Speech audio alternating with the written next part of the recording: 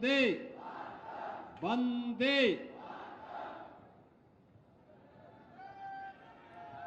आज के इस अनुसूचित जाति महासम्मेलन में मंच पर उपस्थित उत्तर प्रदेश विधानसभा के माननीय अध्यक्ष माननीय श्री सतीश महाना जी, भारतीय जनता पार्टी के कर्मठ और लोकप्रिय प्रदेश अध्यक्ष चौधरी भूपेंद्र सिंह जी, केंद्रीय मंत्री माननीय भानु प्रताप वर्मा जी, क्षेत्रीय अध्यक्ष भारतीय जनता पार्टी श्री प्रकाश पाल जी,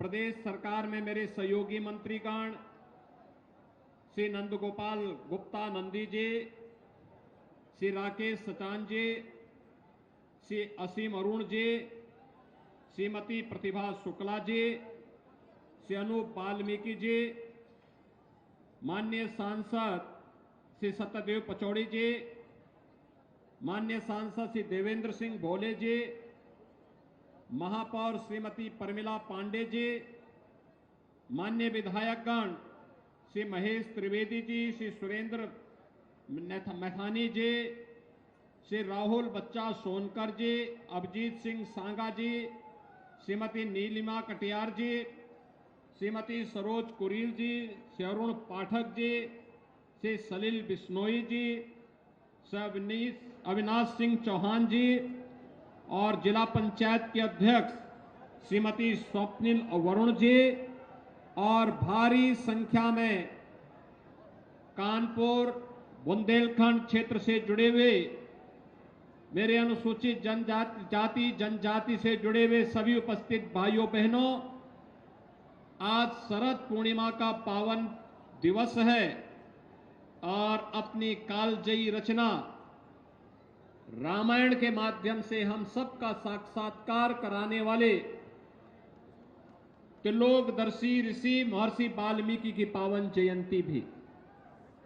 इस अवसर पर त्रिकालदर्शी ऋषि महर्षि वाल्मीकि के श्री चरणों में नमन करते हुए मैं आप सबका हृदय से अभिनंदन करता हूं, स्वागत करता हूं। भाइयों बहनों, कानपुर में मां गंगा के आशीर्वाद से हम सबको आज इस सम्मेलन के माध्यम से आप सबसे जुड़ने का एक सौभाग्य प्राप्त हो रहा है। विकास की लगभग 500 करोड़ रुपए की परियोजनाओं के लोकार्पण और शिलान्यास, जिसके लिए हमारे माननीय जनप्रतिनिधियों ने अथक परिश्रम करके उन योजनाओं को यहां लेके आए हैं, उन्हें लोकार्पित और शिलान्यास करने का भी अवसर प्राप्त हो रहा है। और इस अवसर पर अनुसूचित जाति जनजाति के लिए केंद्र और राज्य शासन के स्तर पर क्या क्या योजनाएं चल रही हैं, इन योजनाओं के बारे में हमारे पूर्व वक्ताओं के श्रीमुख से आपको बहुत कुछ सुनने और जानने का अवसर भी प्राप्त हुआ है। भाइयों बहनों, हम सब जानते हैं समाज के मार्गदर्शन के लिए जब भी आवश्यकता पड़ी, ये समाज समरस समाज के रूप में बिना भेदभाव के उत्तर से दक्षिण, पूरब से पश्चिम एक भाव और भंगिमा के साथ कार्य करता रहा है। अतीत के किसी कालखंड से लेकर के आधुनिक काल तक ऐसे अनेक उदाहरण हैं जब अनुसूचित समाज ने समाज का मार्गदर्शन किया, उनको नेतृत्व दिया, समाज की आवश्यकता के अनुरूप परिश्रम और पुरुषार्थ से कभी पीछे नहीं हटे और अपने हर कार्य को परिणाम के साथ जोड़ते हुए समाज को एक नई दिशा में अग्रसर करने का कार्य किया। आज पावन पर्व है जब हमें महर्षि वाल्मीकि जी की इस पावन जयंती के कार्यक्रम के साथ अपने अनुसूचित समाज से जुड़े हुए बंधुओं के साथ इस महापंचायत के माध्यम से संवाद करने का अवसर प्राप्त हो रहा है। भाइयों बहनों, आज एक और महर्षि वाल्मीकि की पावन जयंती और दूसरी ओर आज हर देव मंदिर में अखंड रामायण का पाठ भी हो रहा है महर्षि वाल्मीकि जयंती के अवसर पर, और सरकार स्वयं इसमें भागीदार बन रही है। याद करिए, क्या पहले महर्षि वाल्मीकि की जयंती के अवसर पर रामायण का पाठ हो पाता था क्या? पिछली सरकारें घबराती थी क्योंकि उन्हें महर्षि वाल्मीकि के में, भगवान वेदव्यास में, बाबा साहब भीमराव अंबेडकर में, संत रविदास में, उनको ये लगता था कि अगर हम इन्हें महिमामंडित करेंगे तो कहीं उनका वोट बैंक न खिसक जाए, और इसके भय से इन महापुरुषों की जयंती ही नहीं मनाते थे, उनके नाम पर कोई कार्यक्रम नहीं होने देते थे। इन महापुरुषों के नाम पर जो पहले से बने हुए स्मारक थे, भवन थे, उनको हटाने का कार्य पिछली सरकारें करती थी। लेकिन आज सरकार ने इस बात को तय किया है, डबल इंजन की सरकार है। प्रधानमंत्री मोदी जी के नेतृत्व में, उनकी लीडरशिप में आज एक तरफ बाबा साहब भीमराव अंबेडकर से जुड़े हुए पंच तीर्थों के विकास का कार्यक्रम प्रभावी ढंग से आगे बढ़ाने का कार्य हो रहा है, तो दूसरी ओर महर्षि वाल्मीकि के प्रति पूरी श्रद्धा और सम्मान का भाव व्यक्त करते हुए उनके पावन जयंती के अवसर पर हर देव मंदिरों में अखंड रामायण के पाठ के साथ सरकार कार्यक्रम को आगे बढ़ा रही है। भाइयों बहनों, भगवान राम के चरित्र को दुनिया के सामने लाने का श्रेय अगर किसी एक त्रिकालदर्शी ऋषि को जाता है तो महर्षि वाल्मीकि को जाता है।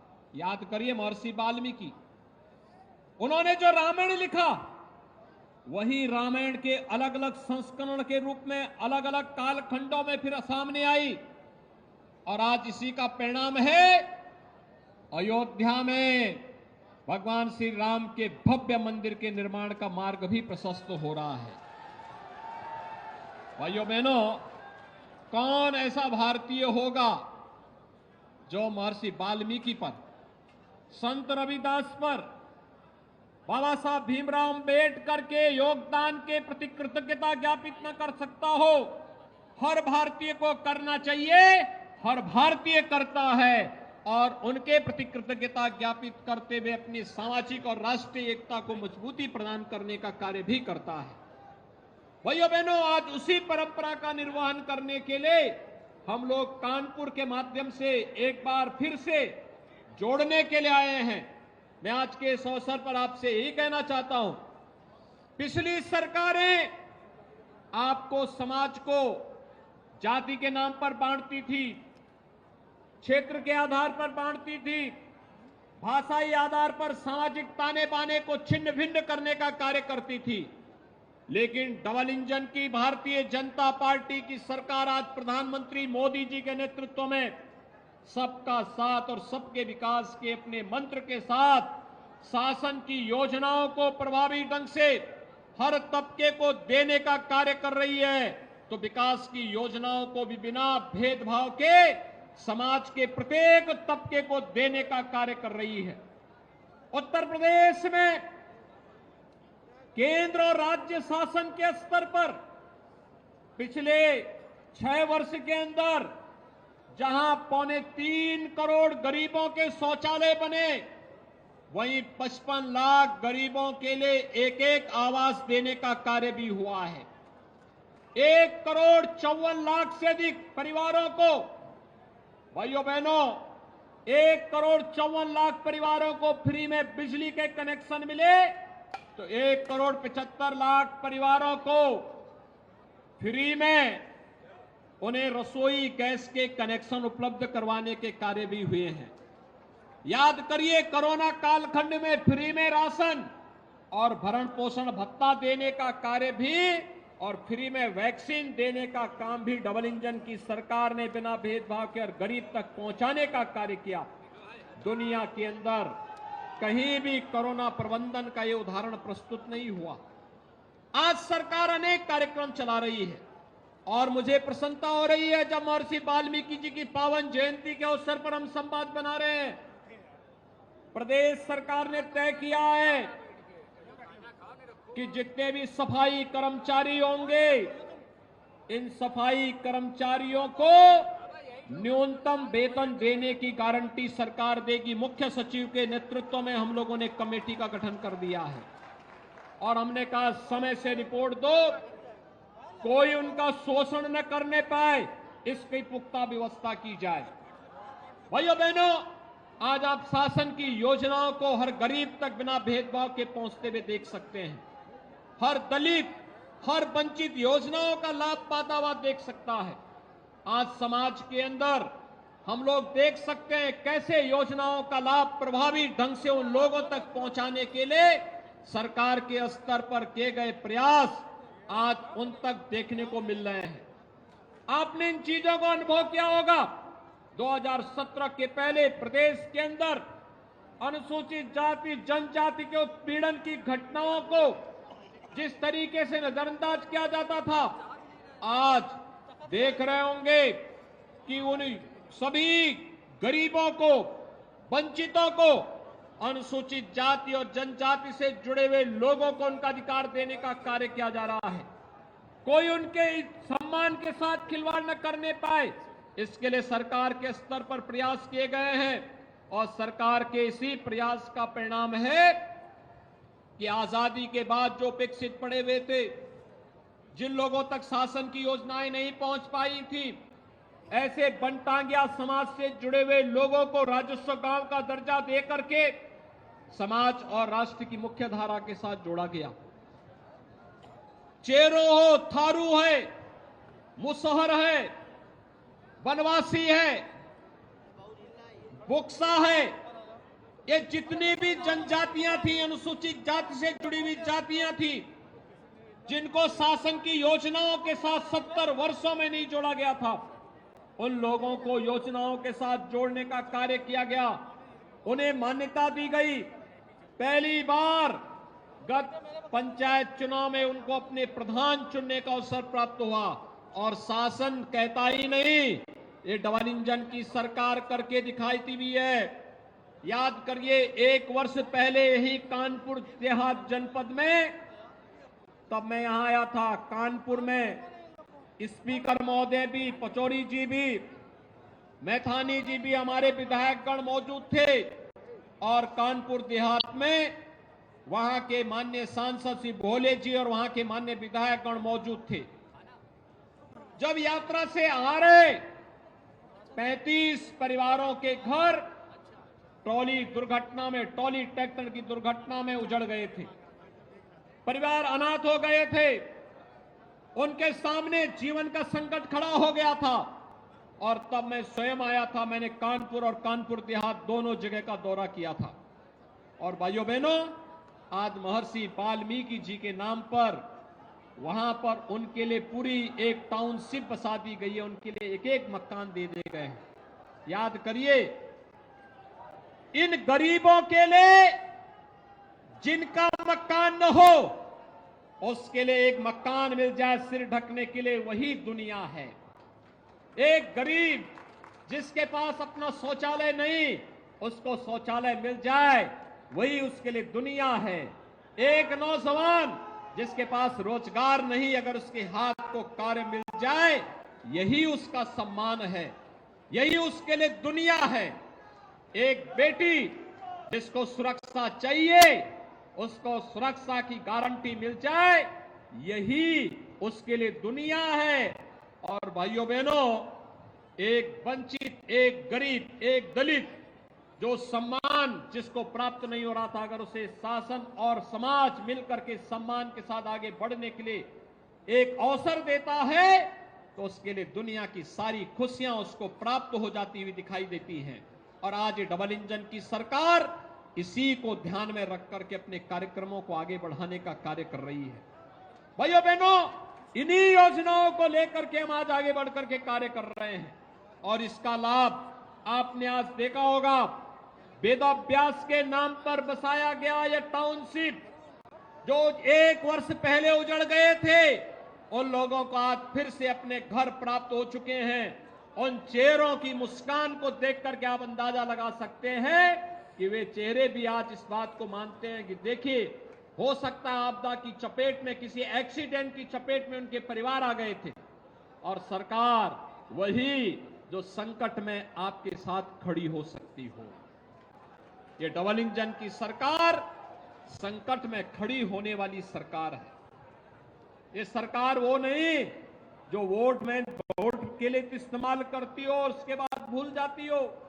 पहले यही होता था, 17 के पहले वोट बैंक के रूप में जाति के नाम पर अपने परिवार को बढ़ावा देने का कार्य होता था। समाज के सामाजिक ताने बाने को छिन्न भिन्न करने का प्रयास होता था। लेकिन आज सामाजिक ताने बाने को छिन्न भिन्न करने नहीं, बल्कि समाज की मुख्य धारा के साथ जोड़ करके प्रधानमंत्री मोदी जी के मंत्र सबका साथ और सबके विकास के भाव के साथ जोड़ने के लिए भारतीय जनता पार्टी एक समरस समाज के निर्माण की कार्रवाई को आगे बढ़ा रहा है।